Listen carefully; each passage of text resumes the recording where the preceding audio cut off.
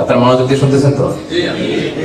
আপনি ধরেন ওই যে উদাহরণ দিয়েছিলাম, গত রমজানের 20 তারিখে নেশা পরিমাণ সম্পদের মালিক হয়েছেন, দেখলেন সারা বছর আছে এই টাকাটা। তো এই 20 রমজানে তো আপনি এখন হিসাব করবেন, তাই না? তো হিসাবে আপনি কি কি ধরবেন? সব সম্পদে জাকাত নাই। আপনার বাসার যে ফার্নিচার, এটা হিসাব করা লাগবে না। আপনার যে ফ্রিজ, আপনার যে এয়ারকন, আপনার যে থাকার যে ফ্ল্যাটটা, আপনার যে বাংলো বাড়ি, এগুলোতে কোনো জাকাত নাই। আপনার চলার জন্য যে গাড়িটা লাগে, এগুলোতে কোনো জাকাত নাই। আপনার নিজের জন্য যে ল্যাপটপ, মোবাইল, যত কিছু আছে, গ্যাজেট বলেন, এগুলোতে কোনো জাকাত নাই। তাহলে কি কিসে জাকাত আছে? জাকাতেবল অ্যাসেট কি, জাকাতযোগ্য সম্পদ কি, সেটা আমরা শুনি। 1 নম্বর হচ্ছে সোনা রূপা, gold and silver in its any form, যে কোনো ফর্মে, যে কোনো ফর্মে। এটা জুয়েলারি হোক, অর্নামেন্টস হোক, এটা বার হোক, বিস্কিট হোক। অনেকে গোল্ডের বার কিনে না, দেখবেন 999 এর ফাইনেস্ট গোল্ড, একেবারে খাপটাপ নাই, 24 ক্যারেটের গোল্ড, 999 লেখা থাকবে ওটার উপর চকচকে আপনার গোল্ডের বার, গোল্ডের বিস্কিট। অনেকে শখ করে গোল্ডের প্লেট, টেট, তৈজসপত্র এগুলো কিনে। হ্যাঁ, স্বর্ণের ঘড়ি অনেকে কিনে। পুরুষের জন্য কিন্তু স্বর্ণের ঘড়ি, আংটি কোনটাই করা বৈধ না। কিন্তু যদি কেউ কিনে, স্বর্ণের কলম আছে, শখ করে কিনে অনেকে, টাকা রাখা জায়গা পায় না, তো ভালো যে একটা কলম কিনে ফেলছি স্বর্ণের। তারপর স্বর্ণের ঘড়ি, স্বর্ণের এই সেই, যেরকম জুয়েলারি বলেন, তৈজসপত্র বলেন, যা যা আছে আপনার সব হিসাব করতে হবে in its any form. Gold and silver এটা জাকাতেবল অ্যাসেট। বোনেরা অনেক সময় প্রশ্ন করে যে যেই গহনা আমি পরি, এটারও কি জাকাত দিতে হবে? একতলা পূর্ণ মাসালা, বিশুদ্ধ মত হচ্ছে দিতে হবে। 3 মাযহাব বলছে দেয়া লাগবে না, এবং আবু হানিফা বলছে দেয়া লাগবে, এবং আবু হানিফা রাহিমাহুল্লাহর কথাটাই ভ্যালিড, বেশি যুক্তিযুক্ত। সুনানে আবু দাউদের হাদিস, আম্মা জান আয়েশা রাদিয়াল্লাহু তাআলা আনহা স্বর্ণের বা রূপার একটা আংটি পরে আছেন। রাসূল সাল্লাল্লাহু আলাইহি ওয়াসাল্লাম বলেন জাকাত দিছো? আম্মা জান বলেন না, এটা পড়ছি যাতে আপনার সামনে আমি আমার সৌন্দর্য বাড়াতে পারি। রাসূল সাল্লাল্লাহু আলাইহি ওয়াসাল্লাম বলেন হাসবুকি মিনান নার, জাহান্নামে ঢুকাতে এটাই যথেষ্ট। সাথে সাথে জাকাত দিয়ে দিলেন আম্মা জান আয়েশা। তো আম্মা জান আয়েশা তো এটা পরিহিতা ছিলেন, কি বলে। আরেক নারী আসলেন তার মেয়েকে নিয়ে, হাতে 2টা স্বর্ণের চুড়ি। রাসূল বলেন জাকাত দিছো? দেই নাই। বলতেছে তুমি কি পছন্দ করো যে এই 2টা চুড়ির পরিবর্তে আগুনের 2টা চুড়ি জাহান্নামে করানো হবে? ওই মহিলা ভয়ে তাড়াতাড়ি খুলে দিচ্ছে, রাসূলুল্লাহ নেন, পুরোটাই দিয়ে দিলেন। তো এই হাতের বালাও কিন্তু ওই মেয়ে হাতে পড়া ছিল, তাই না?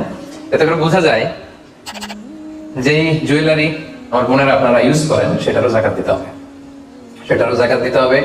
আপনার সিন্ধুকে থাক, গলায় থাক, আপনি সব কাউন্ট করে জাকাত দিবেন। তবে আপনি বিক্রয় মূল্য হিসাব করবেন, কারণ আপনি 1 লক্ষ টাকা দিয়ে একটা নেকলেস কিনছেন, বেচতে গেলে 1 লক্ষ পাবেন? কথা বোঝেন নাই? পাবেন। এটার সাথে খাদ আছে, এটার মেকিং চার্জ আছে, জুয়েলারি দোকানের একটা মেকিং চার্জ রাখে। তো আপনি যখন আপনার নেকলেসটা বিক্রি করতে যাবেন, ওরা 20% কাট করে দিবে। 1 লক্ষ টাকার নেকলেস আপনি দোকানে বেচতে গেলে কত টাকা পাবেন? 80,000 টাকা হিসাব করবেন, বিক্রয় মূল্য ধরতে হবে। তো তাহলে সম্মানিত ভাই বোন বোনেরা, জাকাতেবল অ্যাসেট 1 নম্বর গোল্ডেন সিলভার। 2 নম্বর হচ্ছে ক্যাশ। ধরেন আজকে আমি আমার জাকাত হিসাব করতে বসছি, তো আমি দেখতেছি আমার স্বর্ণ টর্ণ কি আছে না আছে, আমি হিসাব করতেছি। স্বর্ণের পালা গেল, এবার আমি হিসাব করবো আমার ক্যাশ কোথায় আছে, পকেটে কত, ওয়ালেটে কত, ড্রয়ারে কত, ব্যাংকে কত, কারেন্ট অ্যাকাউন্টে কত, ফিক্সড অ্যাকাউন্টে কত, সেভিংস অ্যাকাউন্টে কত। যত জায়গায় আপনার যত ক্যাশ ফর্মে টাকা আছে, এটা আপনি হিসাব করবেন। এগুলো জাকাতেবল অ্যাসেট। আরো কিছু সম্পদ আছে, এগুলো ক্যাশ না, তবে ইজিলি লিকুইডেট করা যায়, চাইলে টাকা বের করে আনা যায়। যেমন প্রাইস বন্ড অনেক কিনে রাখে না, আমাদের ডাক বিভাগের সঞ্চয়পত্র আছে না, এগুলো ফিক্সড ডিপোজিট, অনেকে ইন্স্যুরেন্স করে, লাইফ ইন্স্যুরেন্স। এগুলো চাইলে আপনি টাকা বানাতে পারেন। তো এটা অনেকে বলে হুজুর তো ম্যাচিউরড হয় না, কিভাবে করবো? এটা ব্যাংকে আপনি নক দিলে ওরা স্টেটমেন্ট দিবে যে আজকে এই ডিপোজিটটা ভাঙালে কত পাবেন, একটা স্থিতি দেখাবে।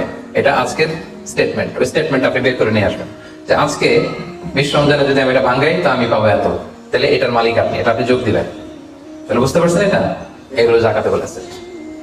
আচ্ছা গেল।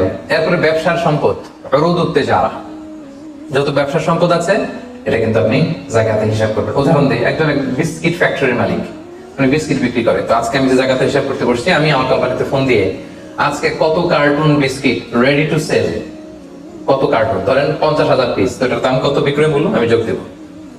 তারপরে বিস্কিট বানাতে যে র মেটেরিয়াল, হ্যাঁ, গম লাগে, সুগার লাগে, ইত্যাদি ইত্যাদি যা লাগে, এগুলোর যে প্রাইস, এটা আমি এটাও আমি যোগ দেবো। ওখানে ধরবো না কি, ওখানে ধরবো না হচ্ছে যেটা ফিক্সড অ্যাসেট। ব্যবসার ক্ষেত্রে ফিক্সড অ্যাসেট ধরতে হয় না। যেমন ধরেন আপনার ফার্নিচার বা কারো বিস্কিট ফ্যাক্টরি, তার ফ্যাক্টরির যে জায়গাটা, এটা আসবে না। মেশিনারি, যে মেশিনে করে বিস্কিট বানায়, ওইটা আসবে না। তারপরে ধরেন এটা লরি ট্রাকে করে বিভিন্ন জায়গায় আমি পাঠাই, আমার প্রোডাক্ট গুলো, এই যে ট্রাকের দাম টাম এগুলো কিন্তু ধরা হবে না, এগুলো ফিক্সড অ্যাসেট মেশিনারি ধরতে হবে না, শুধু প্রোডাক্ট রেডি টু সেল অথবা র ম্যাটেরিয়াল এগুলো ধরবো। শেয়ার বাজার আছে, অনেকে শেয়ার কিনে, এটাও আপনি ধরবেন, ওইদিন আপনি হিসেব করবেন। শেয়ার দুই ধরনের, একটা আছে আপনার প্রাইমারি একটা নেট ভ্যালুয়েশন করা হয়, পরে এটা একটু দাম বাড়লে অনেকে দেখবেন যে সারাদিন দেখতে থাকে দাম বাড়লো না কমলো, সেকেন্ডারি মার্কেটে এটা সেল করে দেয়, আছে না? তো এটা আজকের দিনে আমার এই শেয়ারটা সেল করলে কত প্রাইস পাবো, এই প্রাইসটা আমি যোগ দিয়ে দিব। ওকে, আচ্ছা গেল। আরেকটা আছে কোম্পানির শেয়ার কিনে, অনেকে ধরেন বিশাল বড় বাংলাদেশে বড় কোম্পানি বেক্সিমকো কোম্পানি, তারপর ওই কোম্পানি, এটা আপনি শেয়ার কিনবেন, লং টার্ম ইনভেস্টমেন্ট শেয়ার থাকে, ওইটা কিভাবে ধরবেন? ওইখানে কোম্পানির অ্যাকাউন্টস আপনি নক দিলে জাকাতেবল অ্যাসেট কত আছে এটা ওরা বলে দিবে। বড় কোম্পানিগুলোতে ম্যাক্সিমাম 40% জাকাতেবল অ্যাসেট থাকে। এই যে লিস্টগুলো আপনাকে শোনালাম এগুলো হচ্ছে জাকাতযোগ্য সম্পদ, আপনার এগুলোর উপর জাকাত আসে। আজকে 20 রমজান